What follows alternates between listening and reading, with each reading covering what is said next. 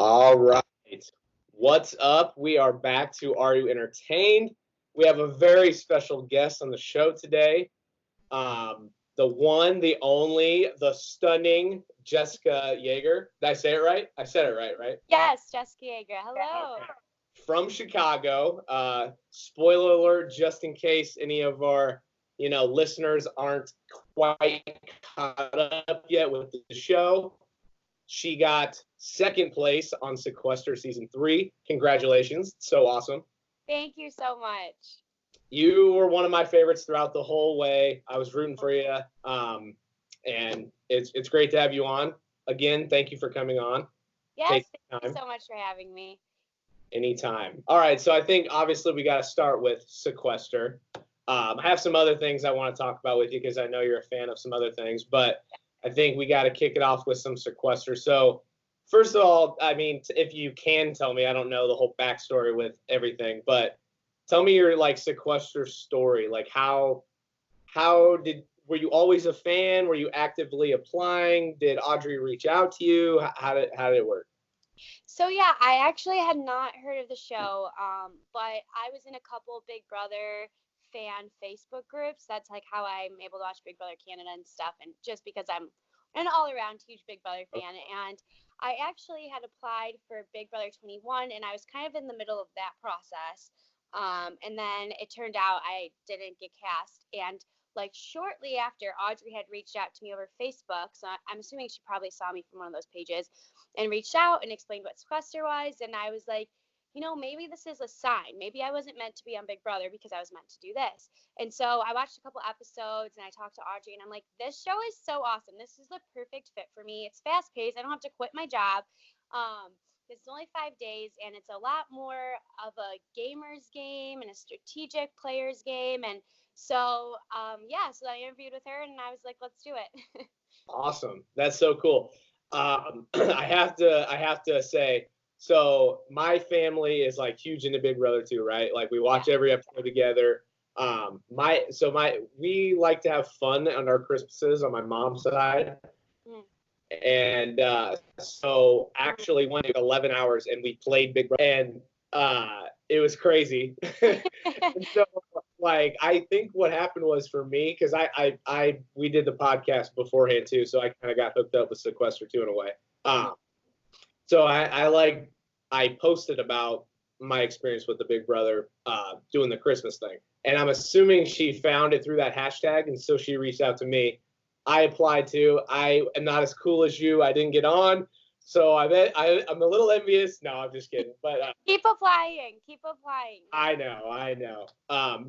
Yeah. So that's just my kind of fun story. So I just wanted to kind of hear yours. So that was cool. So I mean, obviously you got second place. That's totally awesome. How does it feel?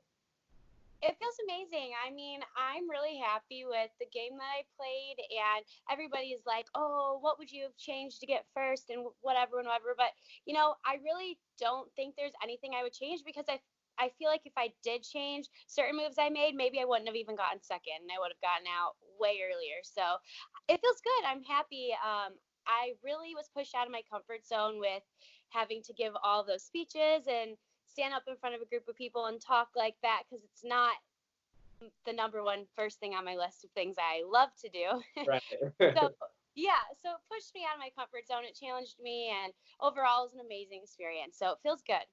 Well, you said on there in your speech at the end you're kind of shy, but you absolutely killed it. Like I would have trouble standing up there and giving just talking my whole game. So you did a great job for sure. Thank you. So I kind of want to talk about the game itself a little bit.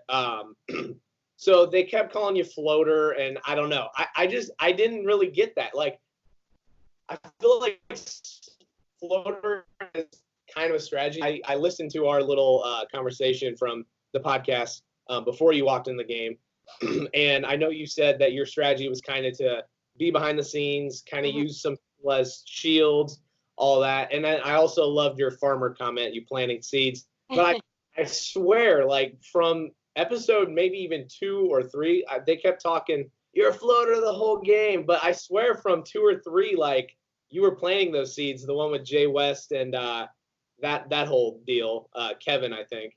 Yeah. I guess talk about that. You can be a floater per se, but it's more so a strategy, right? Like, talk about that a little bit.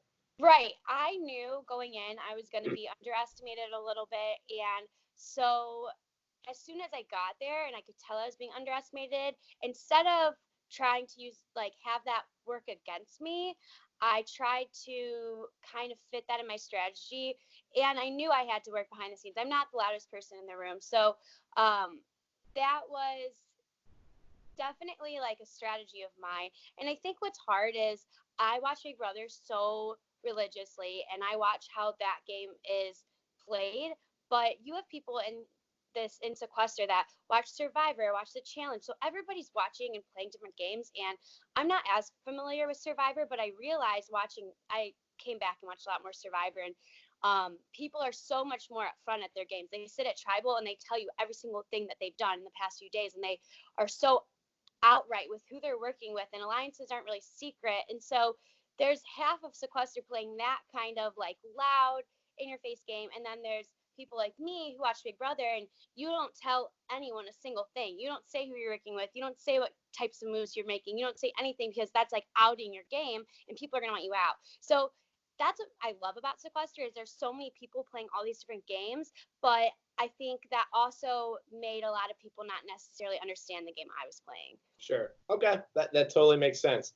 Yeah, and I just so you got to tell me about the farmer thing a little bit. Like, did you have that kind of coined, or have you heard that before? Or I don't know. I haven't heard that before. I like that. No, I've never heard it before. Number one, my grandpa's a farmer, so I knew that my grandpa was gonna like hearing that.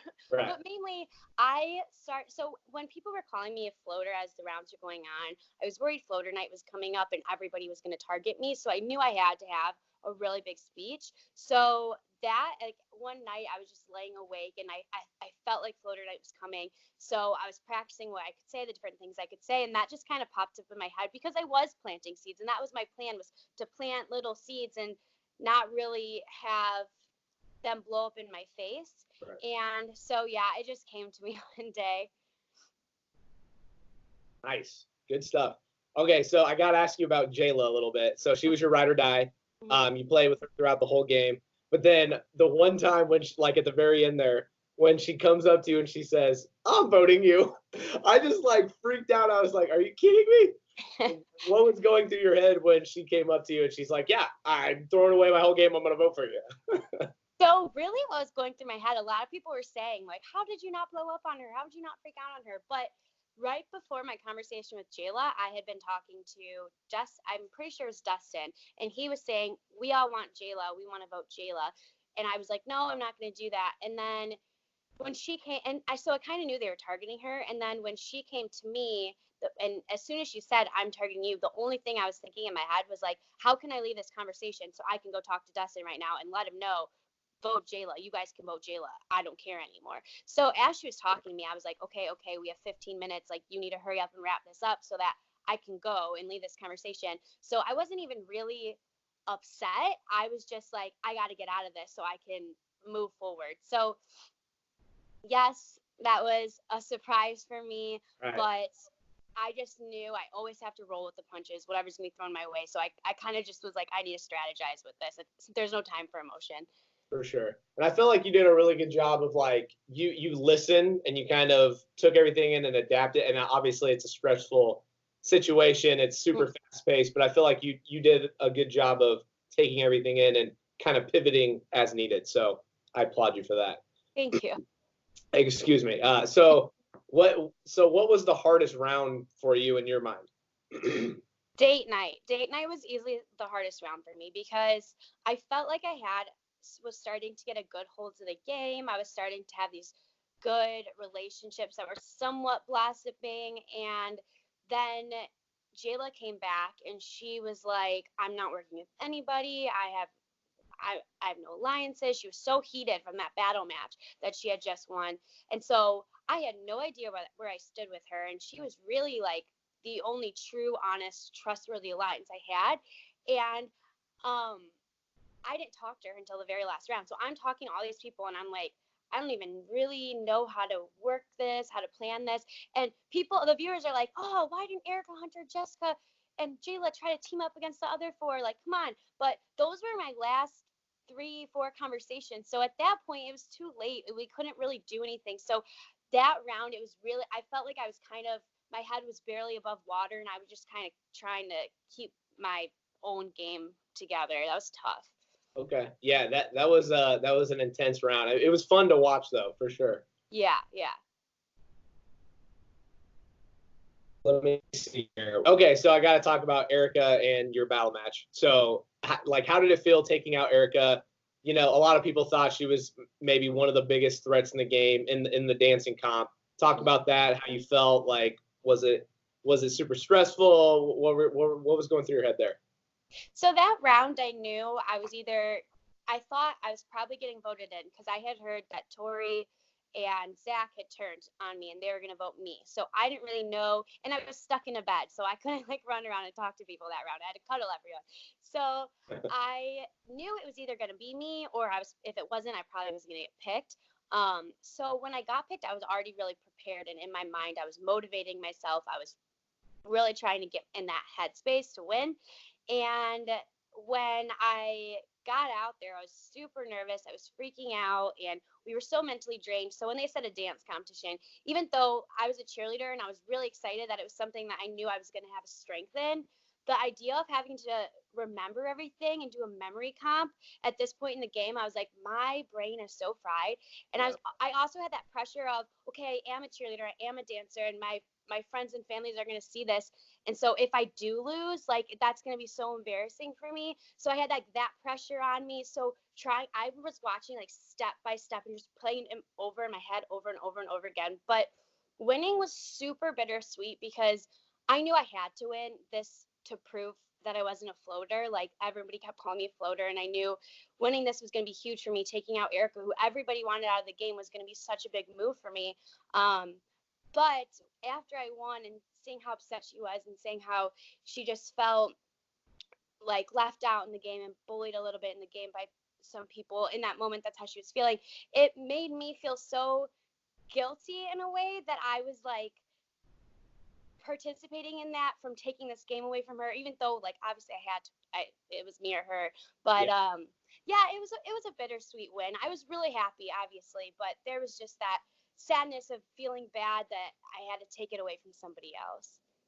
Got you. Yeah.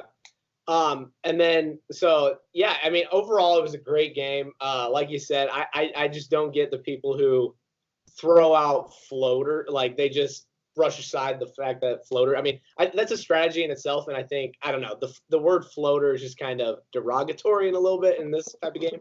So I really did think you planted seeds and you were playing puppeteer in the background, and I enjoyed watching you. Thank you.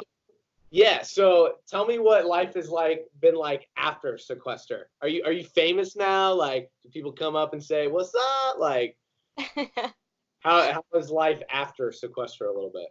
It's been awesome. It's been so much fun. Having people reach out to me on social media has been so great, and our cast is really close. So it's been so nice having all of these new friends and this new support system around me. Even non-Sequester stuff I can vent to them about, and we're just all so close as a cast. So that's been the greatest takeaway of this. And then also just all the viewers, everybody's been so nice and so supportive and sweet to me. And I had a girl reach out and say that it was really nice being able to see somebody like me go so far in the game because she's shy like me. And so things like that are so rewarding, and I didn't even expect any of that to come from this. So life after the game has been really awesome, and I hope it continues to be that positive and uplifting. Great. That's awesome. So I guess if you had to do it all over again, would you do anything differently? Would you do it the exact same? I know you kind of talked about that question a little bit before, but yeah, it's so hard because right. I said, there's always things that I would say, oh yeah, I'd own my game moves more in the beginning, or I'd play a little bit louder, or I'd practice my speeches at the finale more. There are things that I maybe could have done a little bit better, but also that could have been the downfall of my game. So there probably were a few things I could do better, but I don't think I would have. I don't regret anything because no regrets. I respect that. Yeah. That's good. So, like, this is just hilarious to me. So I follow you guys on like social media and stuff like that. So, and even like Big Brother, like I normally follow Big Brother people, and just after the show actually happens and they go into their real lives, it feels like it's just one big party like right after. Like, tell me, I saw you guys, you kind of partied up with the cast a little bit. Like, is that just a thing? Like, you get to travel all over, and like I just find it funny. Like, it was that just planned, or I don't know? It's just like kind of the thing to do, or what? Yeah, I know. I'm the same way. When I watch all these Big Brother people like traveling around, I'm like, don't you have jobs? How do Right, you right. do all this? Like, I don't get it. So, so yeah, that is funny. I do have a job. I can't really afford it. No, I'm kidding. But um, we planned a meetup for after the finale for us to all celebrate it being over and having us all together. So that was really fun. And then we miss each other. So anytime we can like have a few, like I had a couple people come out and see me in Chicago because it was around the holidays, and there was like Erica and Zach were celebrating Hanukkah with Zach's family in Chicago, so they came here and I saw them for a few days. So we do try to all get around and see each other, but it is hard and it is expensive and with work and stuff, so I'm trying to balance all that. But I miss them and I'm used to being with them for like when you're with someone for 5 days straight like that, it's so weird. It feels like months. It's so hard to explain, but you have no concept of time. You have no phone. You have no access to the outside world. So you're with these people. You get such a close bond with them. So you just want to be with them all the time after. Cool. Very cool. So I don't know if you had heard through the Sequester wire. Like I know they retweeted it when I kind of talked about it on a different podcast. But have you heard the story of how I almost met Cam in Austin? I don't know. Yes. It was so, yeah, okay. I just wanted to like see if you heard that. It was so crazy. So I write screenplays, and I went down to the Austin Film Fest, and not gonna lie, I was a little turnt going back to the hotel. But like I look and I'm like, because at that point we just probably did the interviews and like you guys were filming it and everything, and I was like, I'm pretty sure that's Cam.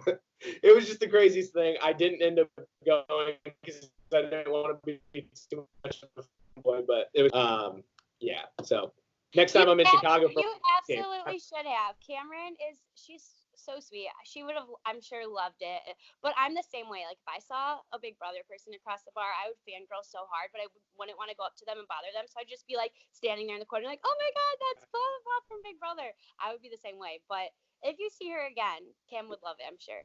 Right. And it was I don't know, it was a little bit different. Like I feel like if the show had already like happened, it would have been a little different. I probably would have, but like I just had talked to her. The show hadn't aired yet, you know what I mean? I just it felt a little stalkerish, so I was like, I'll next time. I know. I hate that. I would have been the same way. Right. Yeah. So next time I come to Chicago, I promise if I see you, I'll hit you up. Yes, I will be so upset if I know you're in Chicago and you don't say anything. So please do. Will do. All right. So I know you're a huge Big Brother fan, right? So I kind of want to talk to you a little bit about that. So let me ask you: is it your goal, or you talked about it a little bit with like the destiny type thing? But like, do you still want to get on Big Brother? Is that like a goal, or you kind of putting that on hold, or what? What do you think? I don't know. People keep asking me that. It was a huge goal of mine to do it beforehand. It was a dream of mine. But now that I've done it, I love this experience with Sequester. It's amazing. But I feel like I've done it and I got that fill out of it. I'm sure if they asked me, or I'm sure I would do it. But honestly, actually, and if anyone on CBS is listening, I really would love to work behind the scenes. Like, I would love seeing the production side of Sequester. I'm like, that is so cool. I would love to be able to come up with ideas for HOH competitions. I'm a writer too, so I'm really creative. So I would love to come up with that or help with casting and cast people who I think would be good fits. So I actually would love to do the behind the scenes Big Brother, just being a part of it because I love the show so much without having to be on the show and have like the scrutiny of being on the show and having that 3 months of not talking to my mom and sister for 5 days was practically impossible. So now I'm like, could I really do it for 3 months? So I don't know. I think yes, probably if an opportunity arose, I would. Right. But I'm not going to apply this year. I'm not actively going for it. So we'll see. That's cool. I honestly feel the same way. So I'm a big Brother fan, like I said. And I've applied, since I've been 21, and I feel like I think also for me at least it has something to do with like everything that went down with Mickey with Jackson, and not saying that because I don't watch the live feeds or anything, so obviously I didn't really see what happened live, and I would absolutely 100% never say any of the type of things that were, but it's just like it's an edited show, you know what I mean? And like they can pin you as a villain. It's a little bit scary, you know what I mean? Like you work so hard and you want to do this for your whole life, and then you walk out and you get that bombshell. It just it would suck so bad. So I think I told myself I don't think I'm gonna apply, but also I genuinely think I can't send in a better audition tape. Like the one I had, I will send you after it because I have to get a crack of it. But like I personally thought it was hilarious, and I don't think I could top it. So like I don't like that. What more can you do? Yeah. Right. So I can appreciate that. Like you've had it. So cool. So also with Big Brother, I saw Jay West kind of talking on Twitter back and forth with you when you guys were there thinking about it or something. This sounded super stalkerish. What you must have been talking about. No, but so tell me, like, who's your favorite like player all time? Favorite season? Do you have a favorite comp? Those type of things.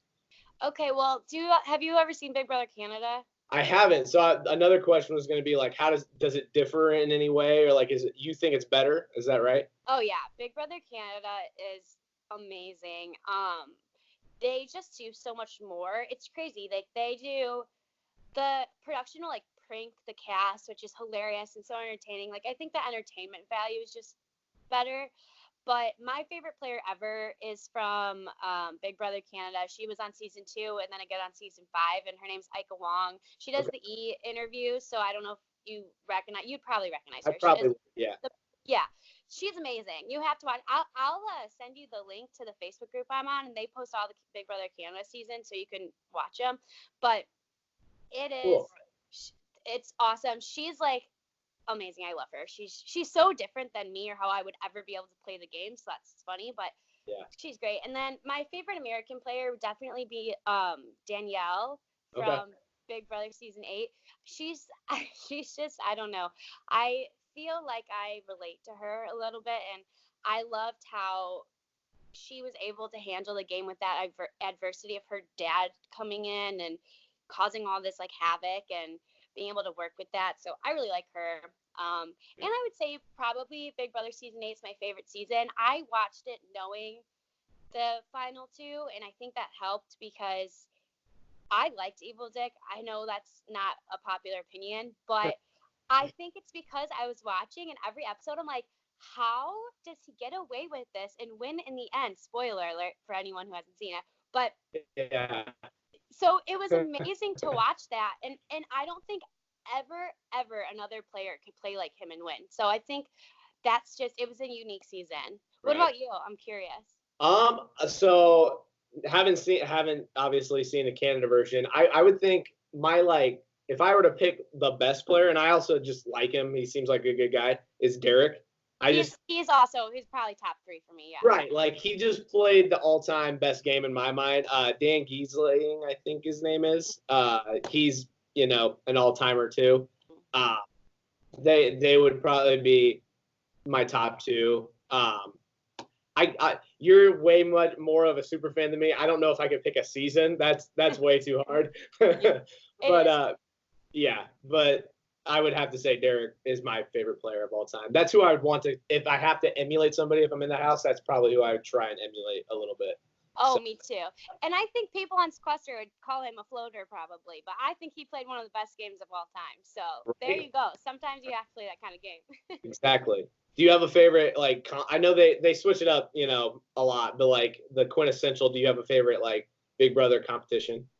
Oh, I would have to say BB Comics. I just love seeing the comics themselves. I just love it. It's awesome. That is a good one, and they're like hanging on that thing. Right. I also like what is it called? The veto competition that they do every year with the like sometimes it's like boogers coming out of the nose and they have to run the OTEP. Yep, that's a good one. For sure. Yeah, so I've heard different things kind of being in like the chat groups and stuff like that. Like would you be in favor of an all-star season? Yeah, absolutely. I think I know Audrey's like been thinking about maybe doing all-star seasons, and if I was asked to play, I do think I would. But also, again, I would love to do the production for all stars. I think I'd prefer to do production because I would love being behind the scenes and seeing like Erica and Cam, for example, in the same season, and like knowing if they actually are working together, if they're lying, like knowing everybody's secrets from working behind the scenes, I think would be way more fun. So again, I sign me up for production. Production. That's awesome. Yeah. All right. So, I found out you went to Iowa. You're sporting the gear a little bit. I have to ask a little bit about it. So I guess what did you? I listened back to the old interview we had, and you kind of have to go into more detail, I guess maybe. But like, what made you pick Iowa? I know you're from Chicago. Did you major in like something business related, or did you just want to go there because I know it's a big like turn up school, or like what made you pick Iowa? There's actually so many reasons. I'll try to keep them brief, but the number one reason is I'm a writer, and their writers workshop is the number one program in the country. Yeah, the writers workshop's amazing. So that was huge for me. I got a writing certificate and an English degree there, so I wanted to go to a school that was really good and strong in writing. The other reason was because my high school was brand new in my hometown. We only had freshmen and sophomores my freshman year, so my school spirit was very week. Like our high school we didn't have traditions. We didn't have any of that. And University of Iowa's spirit is insane. I visited on campus, and every single person I talked to was like, this is the best school of all time. Like it's almost like a cult. Like everybody that goes there loves it for the rest of their lives and is so invested. And I'm like, I want that because I didn't have that in high school. So those were a couple reasons. And then I had friends that had gone there, and I loved the area. So there's a bunch, but yeah, I loved Iowa. So cool. So you talked a little about the writers workshop. It's insane because when I was down in Austin for the film fest, I don't know if you're a Game of Thrones fan. Do you like Game of Thrones? Yes. Okay. So D.B. Weiss and David Benioff, right? One of them, I don't know which one. I don't want to get it wrong, but one of them went to grad school at Iowa for the writers workshop. Wow. I didn't know if you knew that. Yeah. So they were actually in Austin when I was there, and I worked up the courage to go and talk to them, and I actually got a picture with them.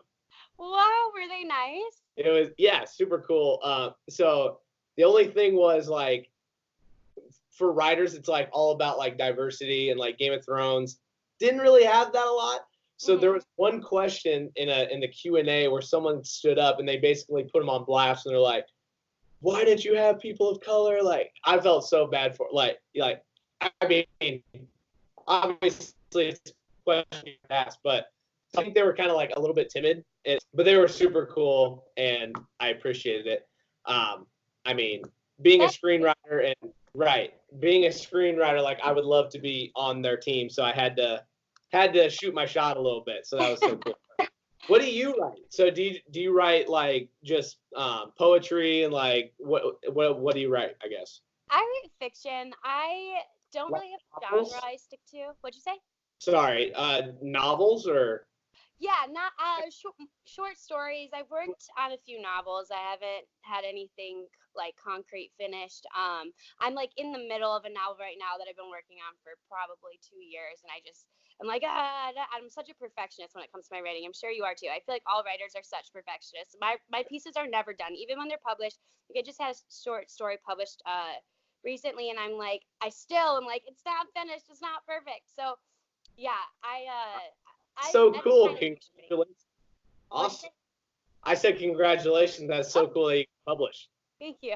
Yeah, I mean, if you ever like want to dabble into the screenwriting realm, hit me up. I would love to collaborate, and that'd be fun. Oh my So gosh, I would love that. Absolutely. I've always wanted to get into screenwriting, but I don't know where it's to even start. it's definitely a little bit different. So after watching Game of Thrones, like I kind of had an idea for like a novel, and I've never done that. And Mhm. just I tried to start, and oh my God, it's just so hard. Like there's so much detail you have to get in, and I mean, scripts you have to be detailed too. It's just my brain works in script format, so it would be cool to kind of pick your brains and like something like that. So very cool. Yeah, let's workshop sometime together. Yeah, for sure. That would be awesome. That would be awesome. So, staying kind of with the Iowa State thing, did you become a fan of like football, basketball? Oh yeah, I'm not a huge football person. Like I'll watch it if it's on Right. or I'm with other people, but I don't really follow it. But Iowa football, Iowa basketball, I'm a huge supporter of like any Iowa sports just because it is so fun. Yeah. Tailgating like the Iowa State game is such an experience. I wish everybody could experience. It is so crazy and so much fun and so much passion. Like Right. people are so excited and happy to be rooting on their team. So I love just being a part of that. For sure. For sure. I have a hilarious story. I don't think I told you in the last time we talked this story. I know I said the Iowa State game was kind of like Yeah. a drunken experience a little bit. I know I told you that. But so I was there. It was pouring down rain. I don't know if you remember that. And there was rain delays. Oh gosh, was this in Ames or Iowa City? It was in Ames. Okay. This okay. Oh yeah, So yeah. I got a little. So my mom was there. She went to Iowa State too. So right. So she was with her sorority friends. So this is gonna like look weird, but like the tailgates are all the way over here, and where she was at was like on the other side of like almost close to Hilton Coliseum. So it's like all the way over. And so I brought my own cooler, right?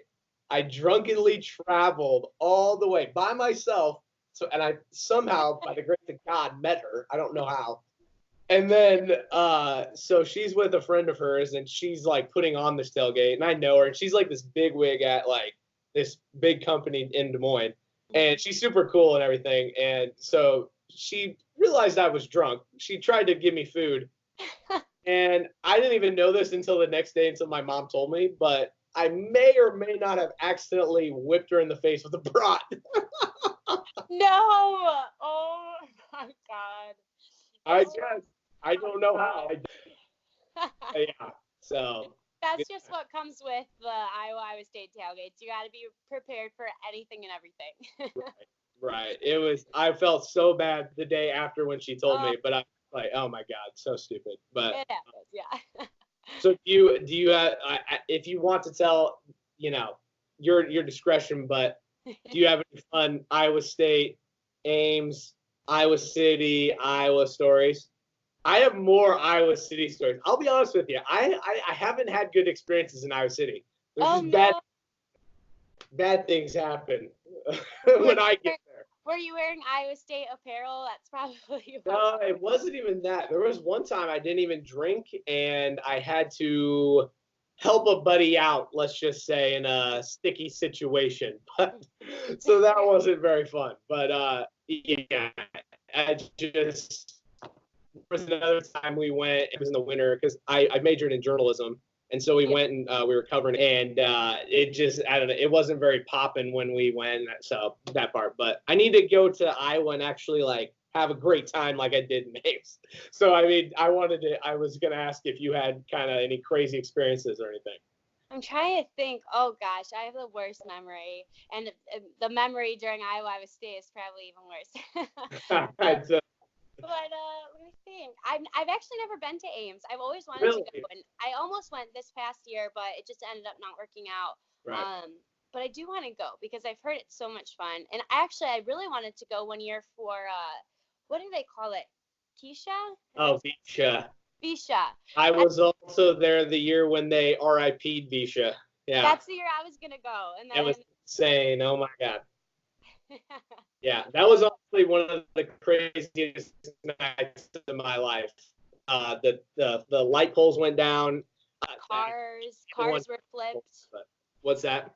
Cars were like flipped over and on fire. I was like, there's riots going on. What is happening? So I was in the street and we were about ready to go somewhere else, and we're about to cross the street, right? And a light pole goes down, and we're like, all right, it's probably time to go. So we like across the street, and I swear to God, I hear someone yell, I think that guy might be dead.